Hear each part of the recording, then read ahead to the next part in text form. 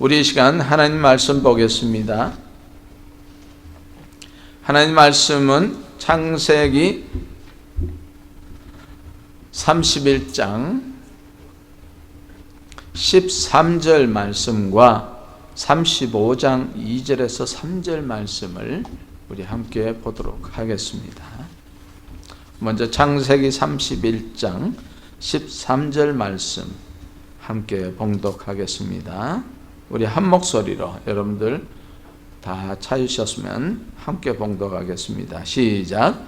나는 베델의 하나님이라. 내가 거기서 기둥에 기름을 붓고 거기서 내게 서원하였으니 지금 일어나 이곳을 떠나서 내 출생지로 돌아가라 하셨느니라. 아멘.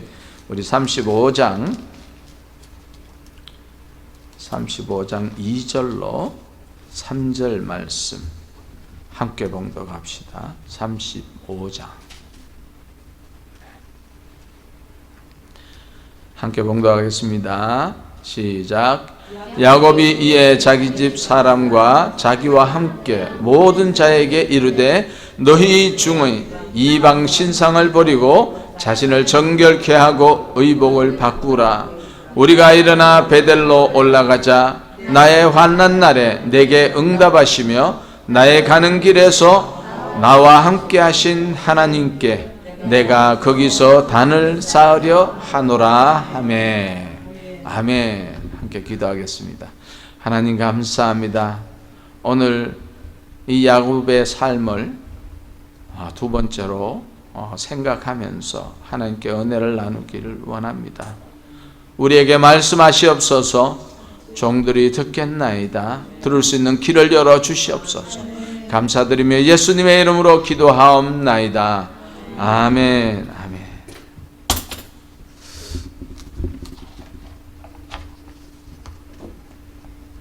여러분, 오늘은 지난주에 이어서 야곱의 행보에 대해서 두 번째 시간을 함께 나누기를 원합니다. 지난주 우리는 창세기 28장 11절 이하에서 하나님께서 도망자 야곱을 광야에서 만나 주신 것을 보았습니다. 야곱은 꿈에 하늘에 닿은 사닥다리와 그 위에 오르락 내리락 하는 천사들과 그 위에 계신 여호와 하나님을 만나게 되었습니다. 여호와 하나님을 만난 야곱의 인생은 이전의 삶과는 전혀 달리 과연 이곳에도 여호와 하나님께서 계심을 다시 한번 발견하게 되었고 이것이 하나님의 전이 될 것이며 여호와 하나님이 나의 하나님으로 고백하면서 이제 하나님 앞에 서원을 하게 됩니다. 이제 야곱은 홀맘으로 외삼촌의 집에서 지낸 지가 벌써 20년이 되었습니다. 그는 14년을 두 아내를 위해서 바쳤습니다. 실질적으로 라헬을 위해서 14년을 바치게 된 것이죠. 그리고 야곱이 품삯을 받아서 일을 한 지는 6년밖에 되지 않았습니다. 그런데 그 외삼촌 라반이 얼마나 야곱의 한 수 위의 사람이었던지 그 품삯을 10번이나 변개를 하면서 야곱을 힘들게 했습니다. 그러나 살아계신 하나님께서 야곱에게 약속하신 것처럼 그 라반의 재물을 빼앗아 야곱에게 부어줄 정도로 그렇게 하나님께서 함께 하셨습니다. 심지어 양들이 이제 우리 그 산란기라 그러죠. 이렇게 교배기가 되면은 그 아무 무늬가 없는 양이 아니라 순놈들이 다 그 얼룩지고 점 있는 것들이 다 그 암양들에게 이렇게 짝짓기를 해서 그렇게 얼룩진 것과 또 점박이가 태어나서 다 야곱의 것이 되게 하셨습니다. 여호와 하나님은 이제 일어나 야곱에게 다시 한번 말씀하십니다. 꿈속에서 여호와 하나님을 만나주신 그 여호와 하나님께서 다시 이제 야곱에게 찾아오셔서 만나주시는데, 오늘 읽었던 본문 말씀처럼 나는 베델 하나님이라 내가 거기서 기둥에 기름을 붓고 거기서 내게 서원하였으니 지금 일어나 이곳을 떠나서 내 출생지로 돌아가라. 그렇게 야곱에게 말씀하십니다. 사실 야곱은요, 그 전에 외삼촌의 아들들의 눈초리가 심상치 않았습니다. 마치 야곱이 자기 아버지의 재물을 다 탈취해 가는 것 같이 그렇게 생각하고, 외삼촌도 그 바라보는 시선이 야곱을 아주 이상하게 쳐다보는 그런 시선을 느끼게 된 거죠. 그때 여호와 하나님께서 나타나셔서 베델로 돌아가라고 그렇게 말씀하십니다. 여호와 하나님께서는 그 야곱이 서원하신 그 서원을 다시 찾기를 원하셨습니다. 여러분, 우리 하나님께 서원하셨습니까? 하나님은 반드시 그 서원을 찾기를 원하십니다. 그래서 우리가 때로는 젊을 때에, 때로는 나이가 들어서 하나님의 그 서원을 이루어드리는 그런 우리의 모습을 볼 수가 있습니다. 여러분, 그러나 야곱이 베델로 돌아가는 과정에 있어서 참 힘든 사건이 두 사건이 일어납니다.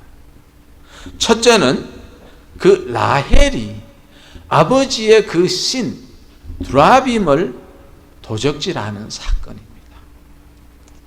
이 사건으로 인해서 이 야곱이 추적을 당하게 됩니다. 우리 31장 19절에 보면 때에 라반이 양털을 깎으러 갔으므로 라헬이 그 아비의 드라빔을 도적질하였다. 그렇게 기록합니다. 사실 야곱은요, 라반이 모르게 모든 재물과 우양과 가족을 챙겨서 도망가다시피 그 밧다나람을 떠나게 됩니다. 그런데 이 사실을 라반이 3일 뒤에 알게 돼요. 그래서 마치 야곱을 따라가서 그를 죽이고 자신의 모든 재물과 딸들을 쟁취해 오겠다고 그런 생각으로 일주일을 자기 형제들과 종들을 데리고 추적을 합니다. 얼마나 빠른 속도로 달렸겠습니까? 얼마나 이를 갈면서 내가 그 야곱을 죽이리라 하는 그런 생각으로 추적을 했겠습니까? 여러분, 이 사건으로 인해서 야곱이 그 재물뿐만 아니라 자신의 생명까지 위협에 빠뜨려지는 그런 사건이 발생하게 되었습니다. 그러면 왜 라헬이 이 드라빔을 그렇게 눈독을 들이고 마침내 훔치는 사건이 발생을 했을까? 거기에는 그 드라빔이 가지고 있는 의미를 우리가 좀 알아야 합니다. 라만이 섬기는 드라빔의 특징을 보면은 대충 4가지로 우리가 볼 수가 있는데요. 첫째는 고대 근동에서 그 사위가 이 드라빔을 소유를 하게 되면요, 그 아버지가 돌아가셨을 때 이 사위가 그 토지의 소유권을 주장할 수 있다는 것입니다. 그래서 이 드라빔은 재산 상속권과 연관이 있는 것이죠. 드라빔을 소유한 야곱이 이런 이유에서 상속권을 요구할 것 같은 그런 이 불길한 예감에 라반은 이 야곱을 추적하게 됩니다. 라헬이 드라빔을 가지고 나온 이유도 아버지가 죽으면 자기 남편이 재산을 상속하게 해야 되겠다는 그런 계산이 깔려 있었던 것이죠. 그리고 둘째는 사람들이 갈 길을 알지 못할 때 이 두라빔에게 길을 물었다는 것입니다.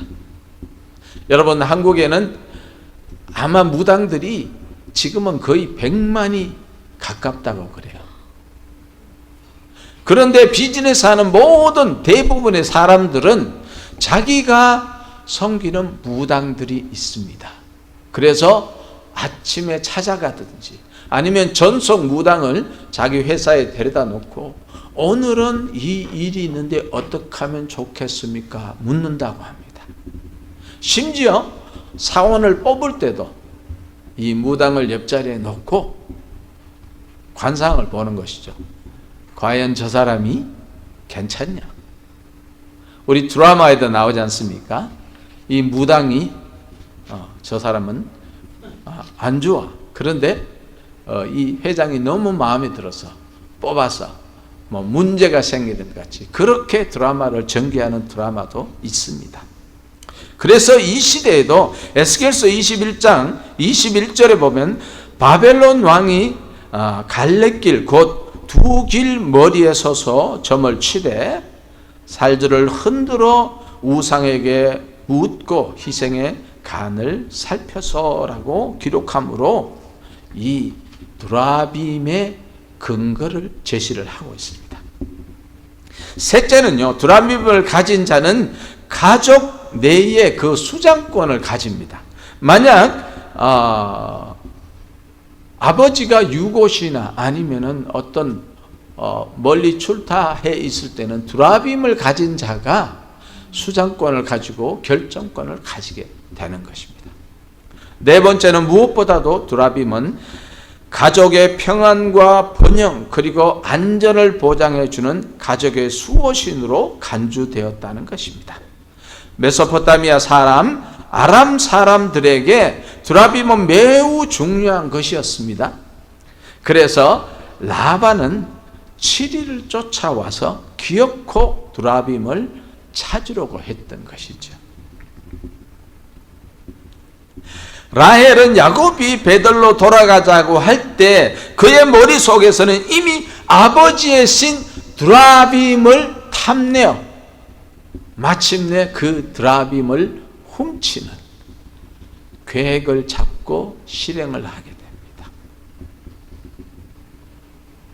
사랑하는 성도 여러분, 선하지 않는 계획은 절대로 선한 결과를 가져오지 못합니다.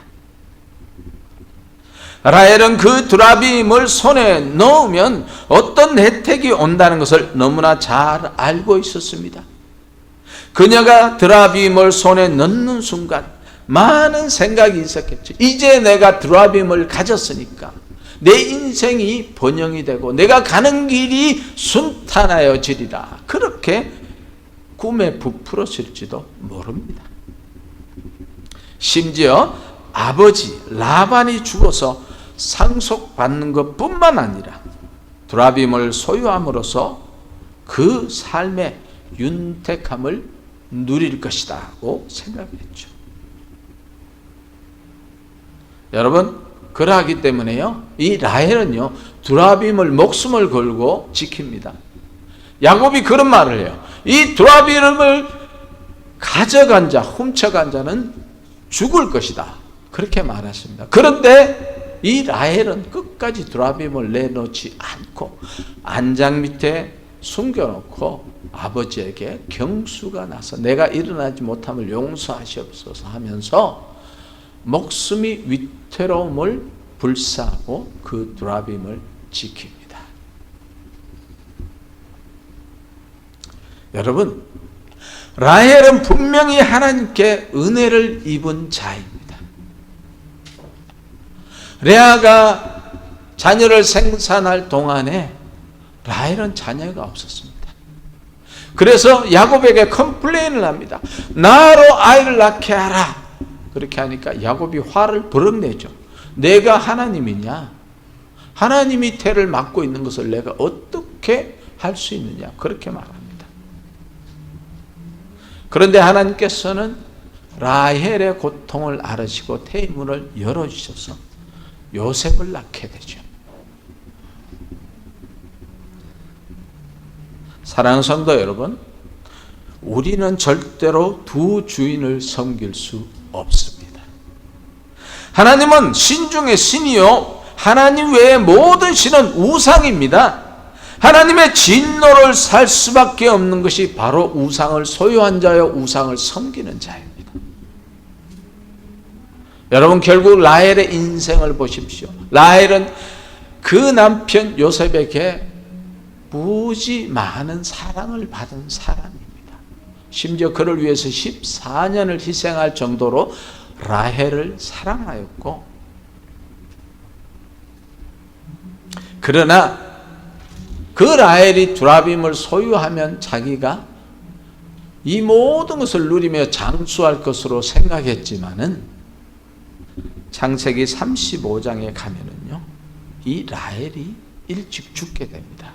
우리가 창세기 35장 17절 이하를 한번 보겠습니다.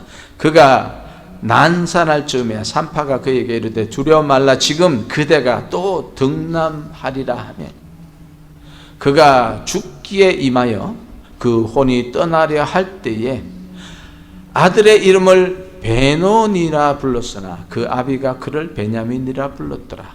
라헬이 죽음에 에브랏 곧 베들레헴 길에 장사되었고. 여러분, 라헬이 야곱을 만난 지 30년도 되지 않아서 라헬이 죽게 됩니다. 그리고 그가 장사된 것은 베들레헴의 길가에 장사되었다고. 사실 이스라엘 민족들이 그 장사 지내는 것에 대해서는 상당히 신경을 많이 씁니다. 그런데 그 사랑하는 아내를 그 길가에 장사 지내고 그냥 묘비 하나 세울 수밖에 없었던 그런 상황에 직면하게 되는 것이죠. 여러분, 이 세상에서 복을 받고 잘 살기를 원하십니까? 꼭 이 하나님이 아니라 우상을 섬겨도 잘 먹고 잘 살고 자녀가 축복받는 삶을 살기를 원하십니까? 그런 것은 없습니다. 하나님을 떠나 우상을 섬기는 인생은 항상 그 말로가 비참한 말로를 가져오게 돼요. 여러분, 예수 믿지 않으면 결과는 어떻게 됩니까? 결국 사망입니다. 며칠 전 우리는 현 서울시장 스스로 목숨을 끊음으로 그의 가족뿐만 아니라 많은 사람들에게 충격을 준 사건을 여러분들 기억하고 계실 것입니다. 그 뉴스는요, 미국에서도 심도 있게 이렇게 전했다고 합니다. 그는 서울시장을 3선을 했습니다. 비록 처음에는 보궐선거였지만 그 다음에 2번 다시 선거에 합격이 되어서 9년이나 그 자리에서 일을 했습니다. 그러나 그의 정치는 많은 기독교인들의 우려를 낳는, 근심을 낳는 그런 대상이 되었습니다. 그는 동성애를 합법화하는 데 앞장섰고 결국 그 법을 통과시켰어요. 하나님은 위정자도 하나님께서 뽑으신다고 성경은 말씀하고 있습니다.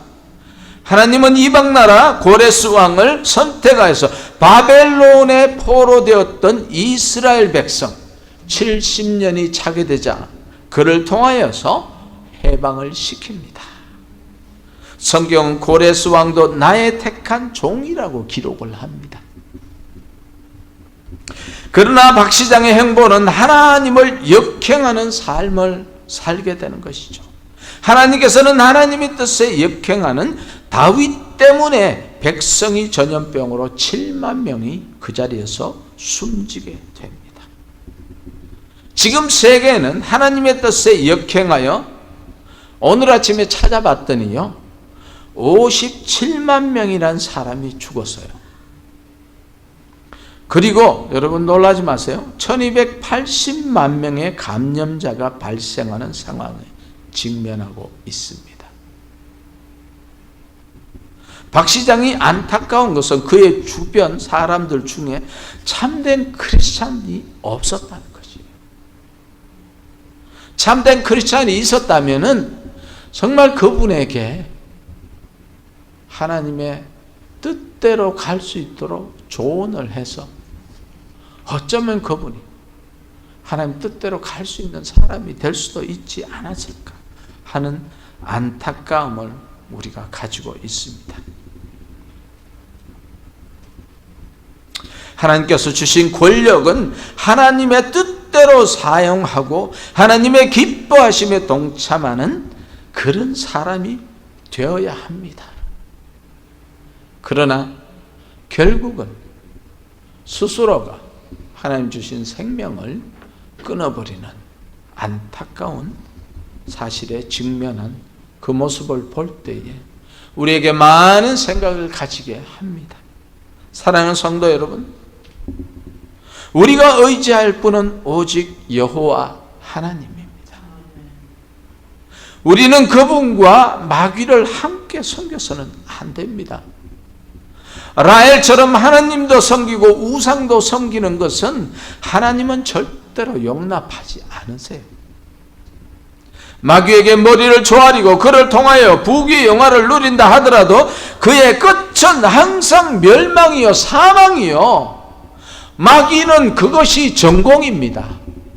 써먹고 버리는 것이 전공이에요. 여러분, 무당들의 끝이 좋은 거 맞습니까? 절대로 그렇지 않습니다. 길면 3년이라 그래요.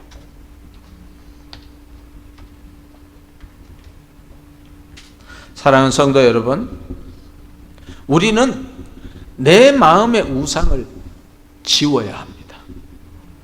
때로는 내가 우상이 될 수가 있어요.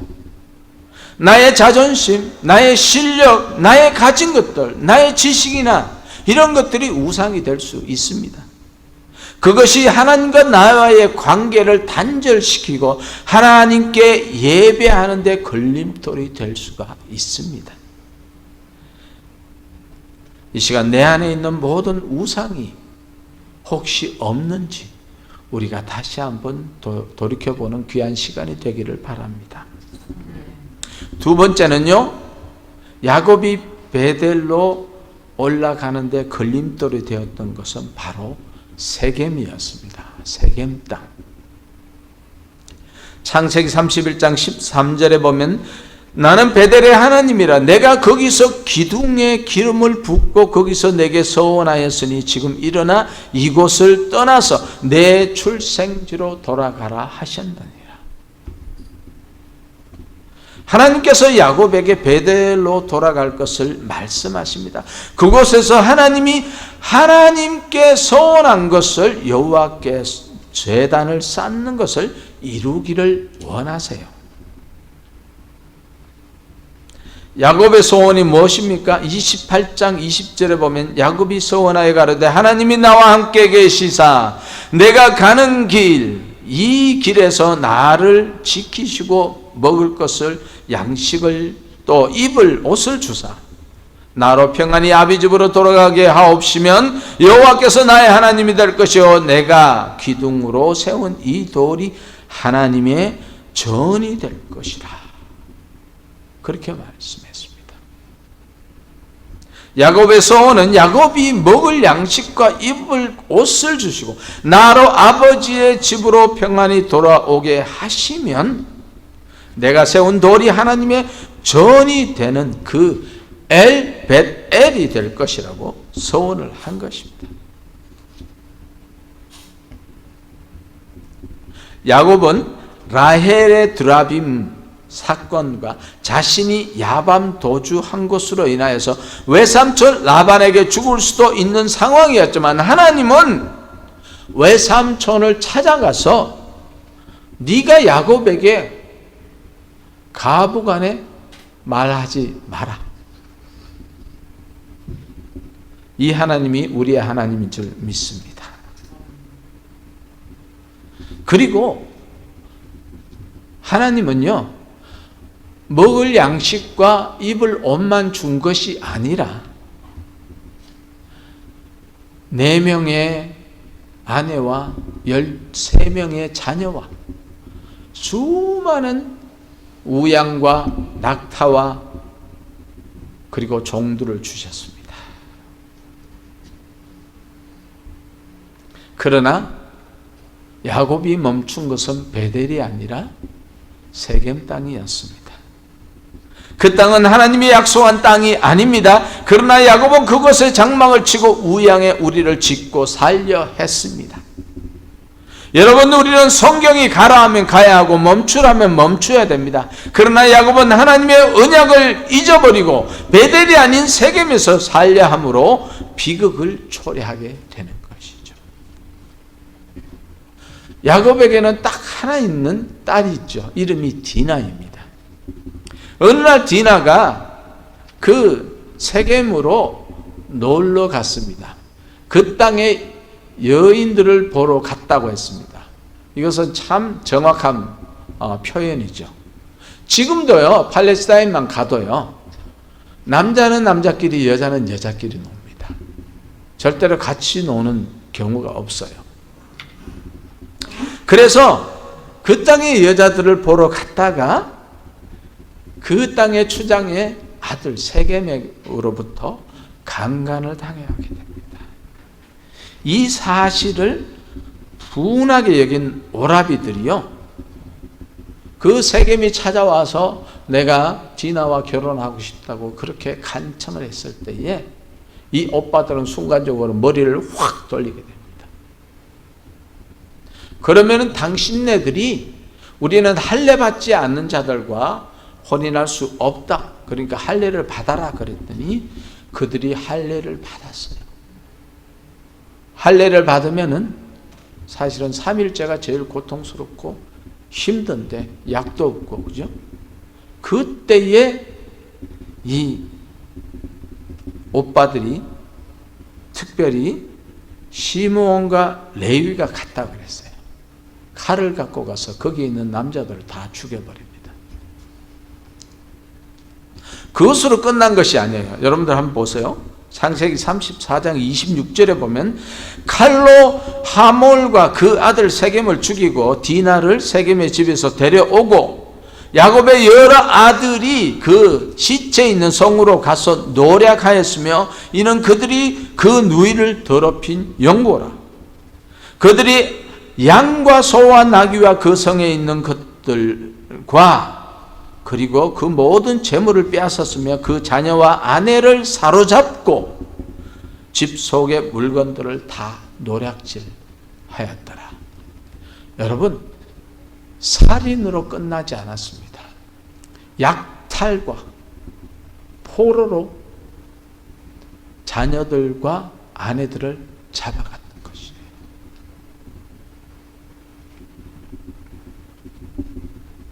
하나님의 약속을 잃어버린 그 야곱에게 뜻하지 않는 이 비극을 맞게 되는데 그들이 바로 이런 비극을 맞게 된 것이에요.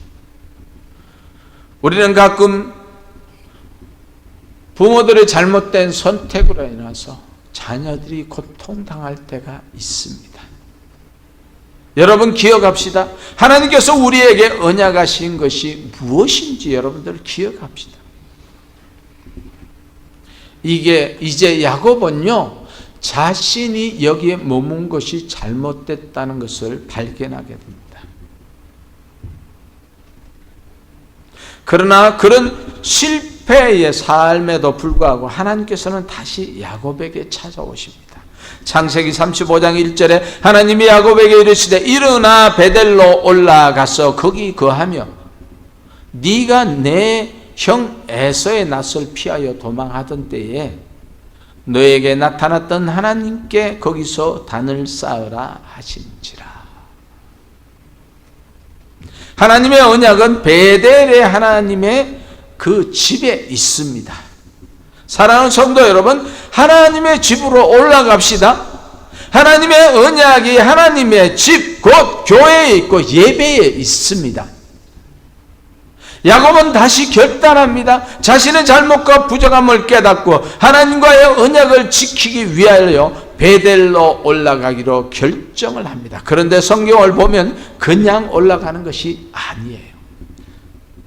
여러분들이 창세기 35장 2절로 4절까지 우리 함께 봉독하겠습니다. 시작.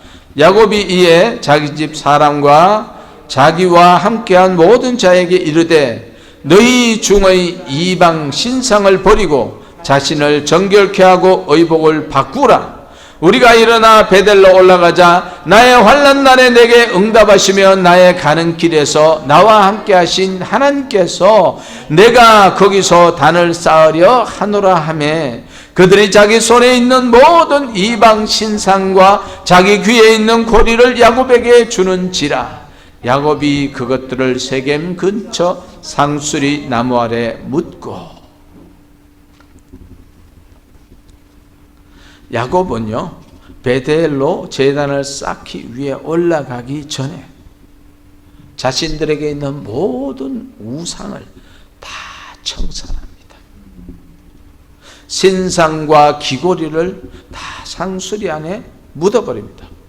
저는 왜 귀고리를 우상시했을까? 그렇게 생각이 되었습니다. 그래서 자료들을 찾아봤더니요, 이 시대의 귀고리는요 다 우상들의 그 조각이었대요. 그래서 귀고리 한 자체가 우상을 섬기는 것이었습니다.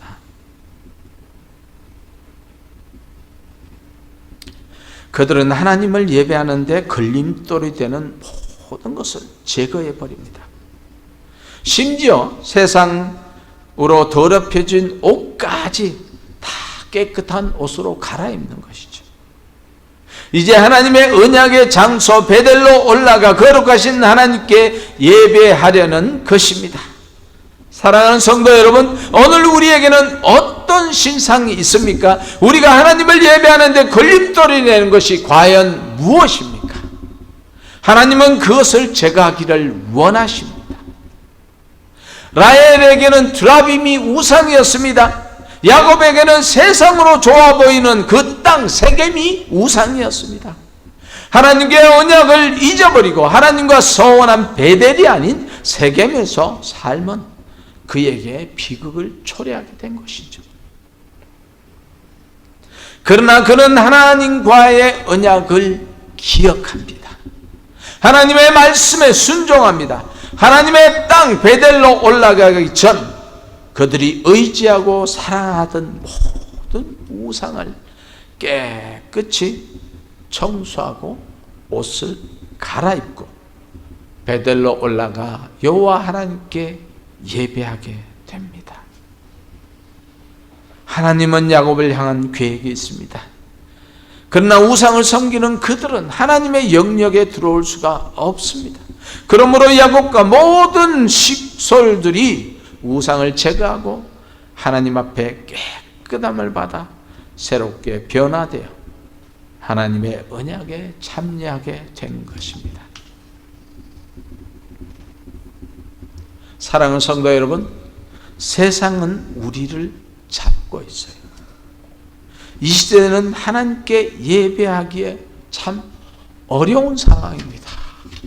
참 이해가 안 되죠. 우리가 북한 땅도 아니고 저 아랍 지역도 아니고 어떻게 이렇게 예배하기 힘든 상황에 우리가 처해졌을까? 그것도 합법적으로.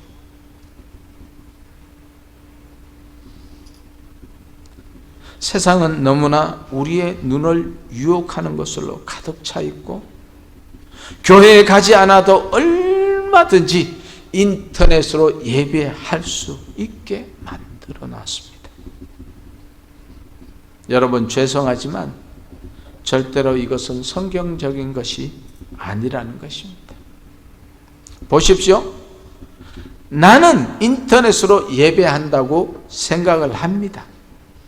그러나 과연 어떤 사람이 그렇게 인터넷에서 오늘 이 교회에 나와서 하나님을 바라보면서 간절한 마음으로 신령과 진정으로 예배하는 사람들이 얼마나 있습니까? 여러분, 제가 만나본 사람 중에 많이 질문을 해봤습니다. 요즘 교회 나가십니까? 그 사람은 성가대도 하고 열심히 11조도 하는 사람입니다. 그런데 안 나간대요. 조금 더 있다가 보고 제가 나가고 싶으면 나갈 거예요. 가끔은 나가요.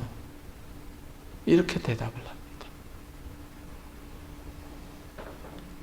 여러분, 이 상황이요, 점점 더 가면은 이제 아예 교회를 떠나고 하나님을 떠나게 되는 상황이 올 것입니다. 이것이 무서운 것이죠.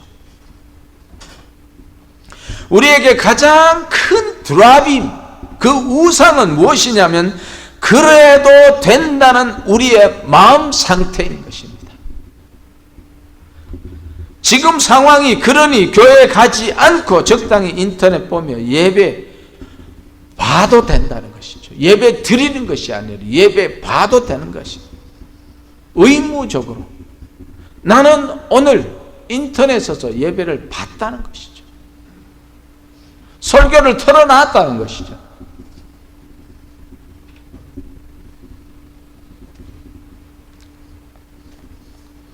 사랑하는 성도 여러분,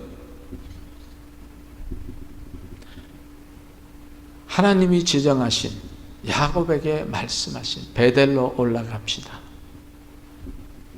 베델로 올라가는 목적은 하나님 앞에 제단을 쌓는 것입니다. 그곳에서 하나님을 예배하는 것입니다. 하나님께 서원한 것을 갚아드립시다. 하나님께 나아가는 걸림돌을 여러분 제거합시다. 그것이 우리가 살 길이요, 하나님께서 바라시는 것입니다.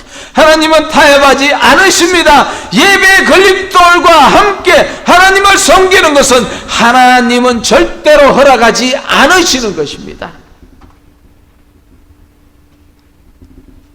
우리의 마음과 생각의 우상을 다 제거하고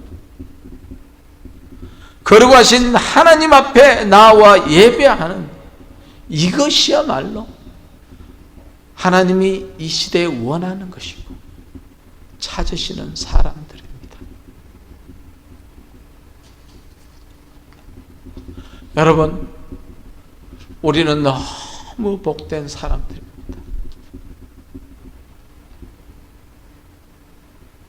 저는 이런 기도와 찬양 교회를 자랑스럽게 하나님 앞에, 하나님 우리는 이렇게 예배 드립니다, 그렇게 하나님 앞에 자랑하고 싶습니다.